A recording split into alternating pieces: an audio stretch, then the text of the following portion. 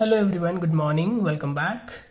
Okay, we have covered uh, perfect competition and monopoly before that. Now we are proceeding further for the next point, that is oligopoly market. Okay, oligopoly हमें अभी देखना है. So see, first of all guys, just have one quick revision. ठीक है, हमने बस perfect competition ही देखा है अभी तक और मोनोपोली देखा है, तो कोई बहुत बड़ी बात नहीं है.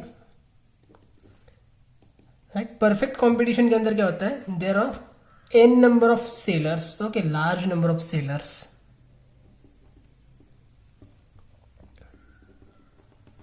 Large number of sellers competition है ना भाई. कंपटीशन कब क्रिएट हो सकती है, जब लार्ज नंबर ऑफ सेलर्स रहेंगे तभी कंपटीशन क्रिएट हो सकती है. अगर अकेला बंदा मार्केट के अंदर बैठा है, आजू बाजू में कोई भी दुकानदार नहीं है, वो अकेला ही बेच रहा है, तो काहे की कंपटीशन, किसके साथ कंपटीशन होगी. ओके, मीन्स जब हम कंपटीशन की बात करते हैं, लार्ज नंबर ऑफ सेलर्स अपने पास रहते हैं. एंड मोनोपोली के अंदर क्या होता है, there is only single seller. Okay, so in the same way we have to discuss today oligopoly. Okay, now the term oligopoly is again exactly like monopoly. Okay, oligo means a few, and poly means, पोली का मतलब seller होता है. ये तो हमने monopoly के time पे भी देख लिया था ना. मोनोपोली के अंदर अगर पोली का मतलब सेलर होता है, तो ओलिगोपोली के अंदर भी पोली का मतलब क्या होगा, सेलर ही होगा. ठीक है, कंसेप्ट चेंज होने की वजह से पोली का मतलब तो नहीं चेंज हो जाएगा. So oligopoly means what, a few plus seller. तो इसका मीनिंग क्या हो सकता है, इसका मीनिंग अगर हम बनाना चाहेंगे इस पे से, अ फ्यू सेलर इस पे से, so oligopoly means what, oligopoly is that form of market where there are few sellers. Now if there are few sellers, इसका मतलब ये थोड़ी है कि पूरे कंट्री में खाली 4 दुकान रहेंगे.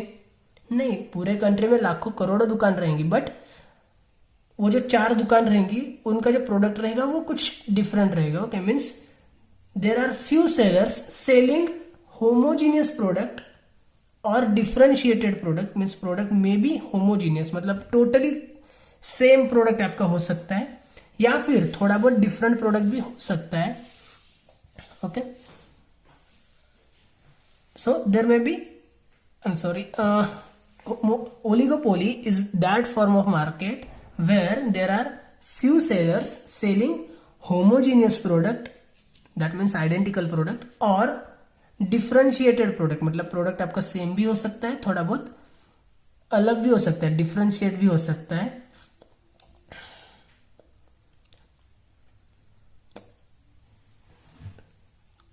सो अगर आप एक सेंटेंस के अंदर ओलिगोपोली का मीनिंग लिखना चाहो तो आप क्या लिखोगे, ओलिगोपोली जो आपका हेडिंग रहेगा उसके सामने भी आप लिख सकते हो.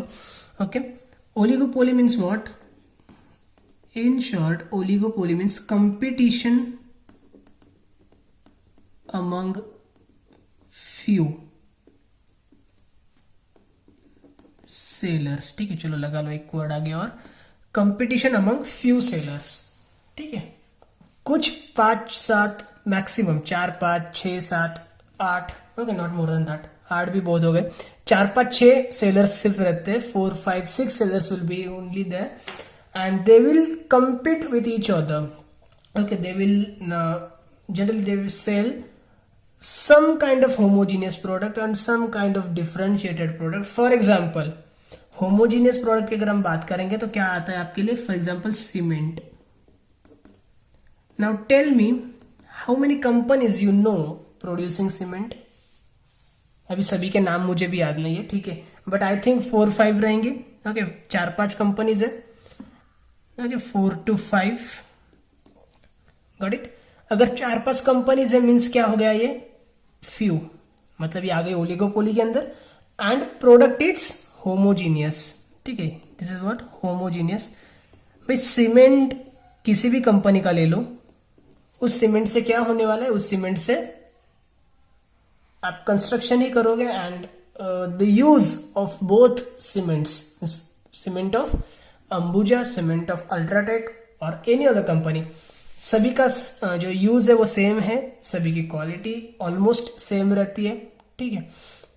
ऐसा तो नहीं हो सकता कि अगर मुझे अभी सीमेंट की फैक्ट्री डालनी है तो मैं कुछ अलग बनाऊंगा, ठीक है। मुझे सीमेंट के अंदर फेविकॉल डालना है ताकि जबरदस्त हो जाए, फेविक्विक डालूंगा तो ज्यादा जबरदस्त चिपक जाएगा, तो फेविक्विक डालना है, चलेगा क्या ऐसा? बिल्कुल नहीं चलेगा ना। Okay, so there are some products which are homogeneous, we can not make changes in that.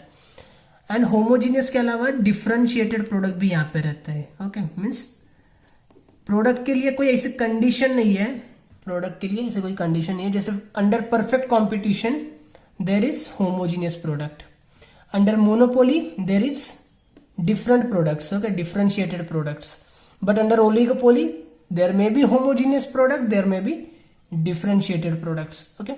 बस requirement क्या है, सेलर्स में भी 4 to 5 या फिर few सेलर्स, okay, 2 4 5 6 कुछ भी हो सकता है। डिफरेंशिएटेड प्रोडक्ट्स का क्या एग्जांपल ले सकते हैं आप? Bike, okay.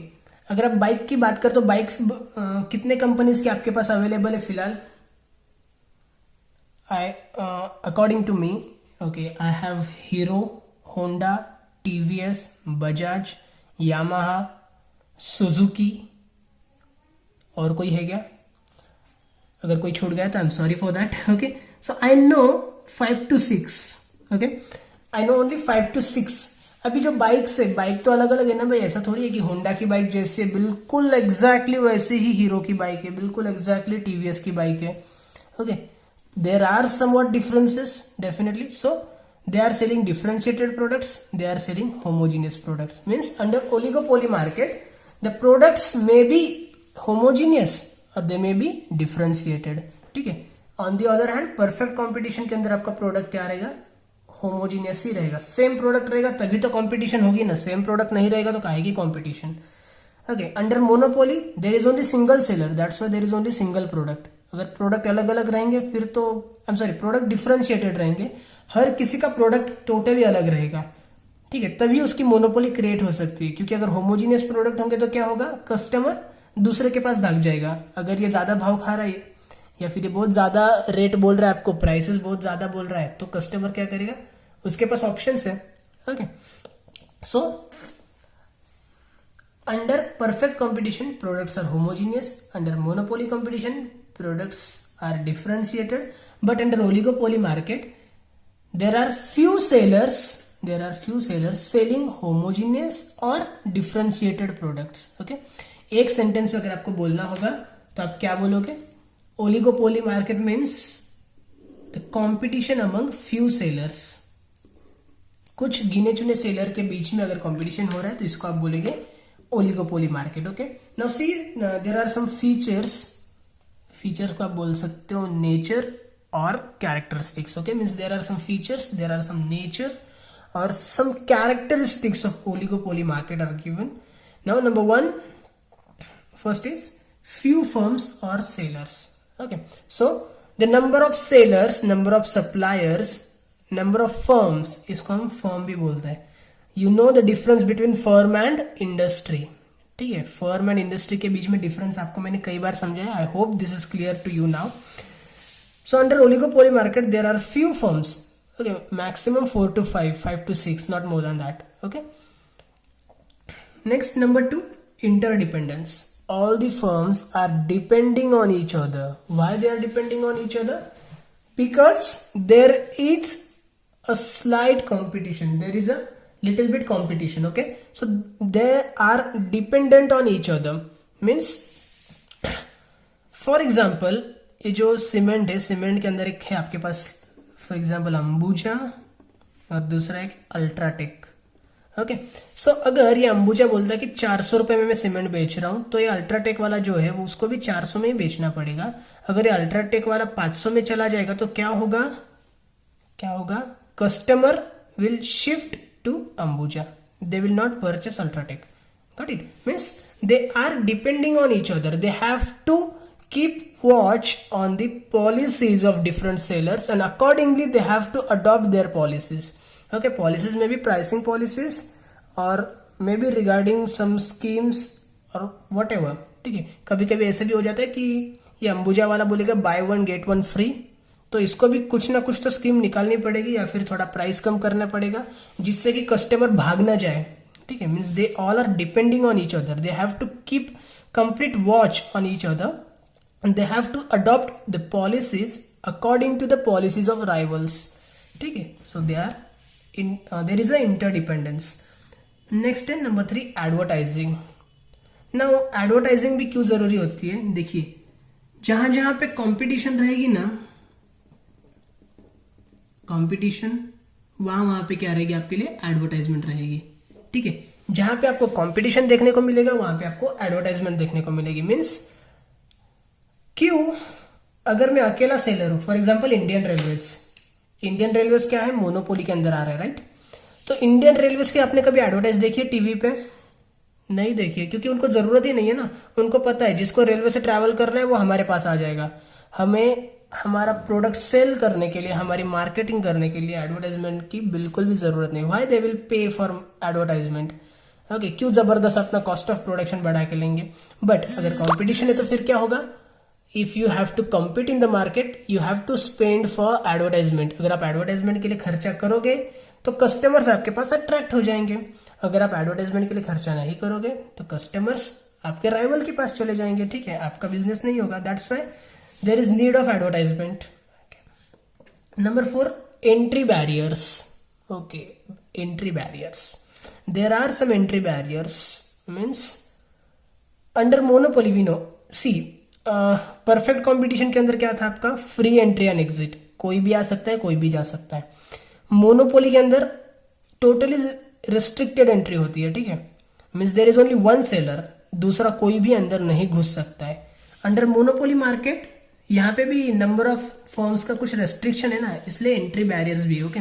So there are some policies, कुछ गवर्नमेंट पॉलिसीज रहेंगी, like there are some laws like patent, copyright, trademark, okay. In some cases registration में भी required, ठीक है। तो कुछ legal compliances वगैरह रहेंगे, कुछ strategies रहेंगी, कुछ procedures रहेंगी। अगर वो आप complete करते हो तो आप enter हो सकते हो, otherwise आप enter नहीं हो सकते हो, okay. Means entry is not totally restricted,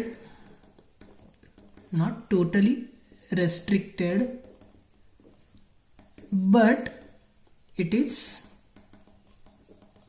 difficult, ठीक है। यहां पे कोई अकेला सेलर नहीं है, यहां पे कुछ लोग तो आ सकते हैं, few people can come, so totally restricted तो नहीं है entry, but it is difficult. There are some compliances, there are n number of compliances which one need to comply with, and then only he can enter into the industry, okay.